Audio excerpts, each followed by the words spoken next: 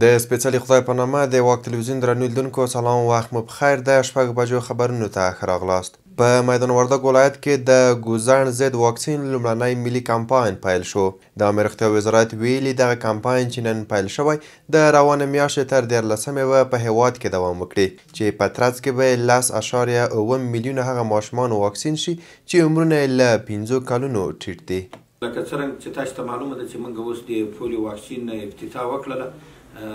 د میدان وردګو د ټولو ولس څخه مو دغه هیله ده چې خپل ماشومان واکسین کړي تر څو د آینده غټو مریضۍ څخه خلاص شي، او د ټولو ولسوالانو ټولو مسؤلینو باندې دا غږ کوم چې دغه د پولیو همکارانو سره پوره همکاري وکړي. بلخوا د میدان وردګ ولایت د رسنیو دفتر ویلي چې تېره شپه د دغه ولایت په ټولو ولسوالیو او لرو پرتو سیمو کې سخته واوره ورېدلې ده. ولایتي مسؤلینو ویلي دغه واوره په داسې حال کې شوې چې د دغه ولایت د زردالیو او مڼو باغونو تازه ګلان غوړولي دي.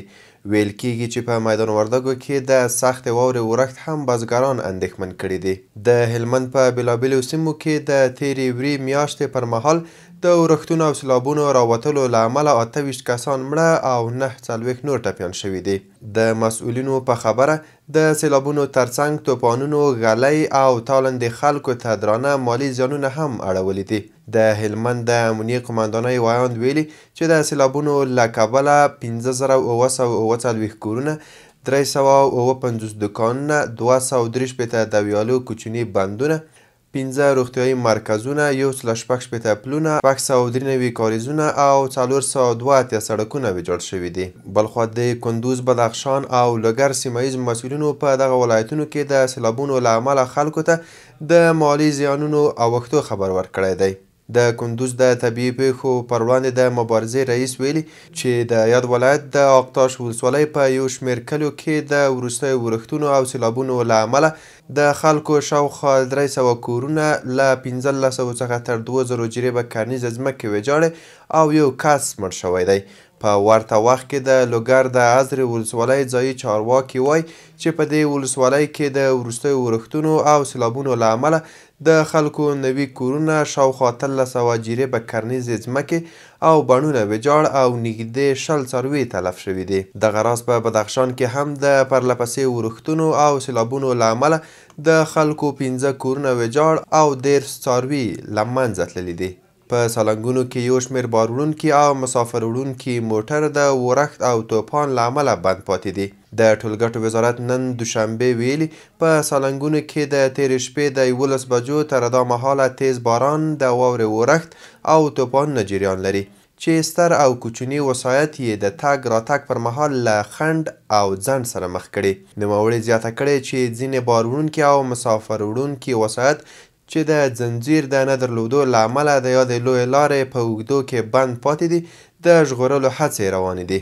بلخوا د کرنې، اوبو لګولو او مالدارۍ وزارت د کرنې او مالدارۍ مرستیال د ملګرو ملتونو له نشهیي توکو او جرمونو سره د مبارزې ادارې چارواکو سره په کتنه کې ویلي چې اوس مهال د هیواد په کچه د کوکنارو کښت او تولید اوس 0 ته رسېدلی.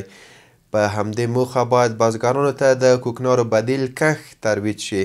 نوموړي د ملګرو ملتونو له دغه چارواکي سره د کتنې پر مهال د بدیل کښت د برابرولو پر جدي اړتیا ټینګار کړی او زیاته کړې ده چې که څه هم سرپرست حکومت په دې اړه زیات کار کړی، خو افغان بزګران لا ډېرو مرستو ته اړتیا لري. په ورته وخت کې د ملګرو ملتونو له نشهیي توکو او جرمونو سره د مبارزې ادارې رئیس داتوک ډاکټر سید علي العطاس سره کتلي او هغه ته یې په افغانستان کې د پانګونې بلنه ورکړې. عطاس ویلي غواړي په افغانستان کې پانګونه وکړي او د دغه کار لپاره به مالیزیایي سوداګر هم وهڅوي. د افغانستان برېښنا شرکت وایي چې د دې شرکت مسؤلینو د ترکمنستاني پلاوي سره په ګډه غونډه کې د هرات نورالجهاد سب سټیشن د پاتې تخنیکي چارې د ژر بشپړېدو او پرانیستلو په تړاو خبرې کړې دي. په دې لیدنه کې د برېښنا شرکت عملیاتي رئیس ویلي د نورالجهاد سب سټیشن چارې د بشپړېدو په حال کې دي چې د دواړو لوریو ترمنځ د تخنیکي مسایلو تر حل وروسته دغه سب سټیشن فعال او ګټه اخیستنې ته وسپارل شي. د دې پروژې په پرانیستلو سره به هرات ته د ترکمنستان وارداتي برېښنا کچه لوړه او زرګونه نوي پیرودونکي به له برېښنا څخه برخمن شي. د افغانستان مرکزی بانک اعلان کړی چې سبا د سهشنبې په ورځ 14 میلیونه امریکایي ډالر د داوطلبۍ له لارې لاموي. د افغانستان مرکزی بانک نن د یوه ټویټ په خپرولو سره سوداګریزو بانکونو، صرافانو او د پولي خدمتونو له شرکتونو چې پر شرایطو برابر وي غوښتي څو په دې داوطلبۍ کې ګډون وکړي. او وروستی خبر دا چې د امریکا د بهرنیو چارو وزیر انتوني بلینکن منځني ختیځ ته د خپل سفر په لومړي پړاو کې سعودي عربستان ته رسېدلی.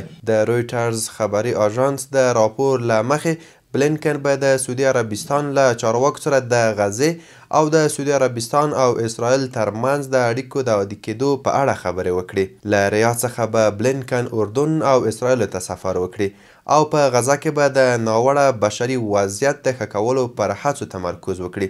د امریکا د بهرنیو چارو وزارت په یوه خبرپاڼه کې ویلي چې بلینکن به د خپل سفر په ترڅ کې غزې ته د بشري مرستو د زیاتولو په اړه هم خبرې وکړي.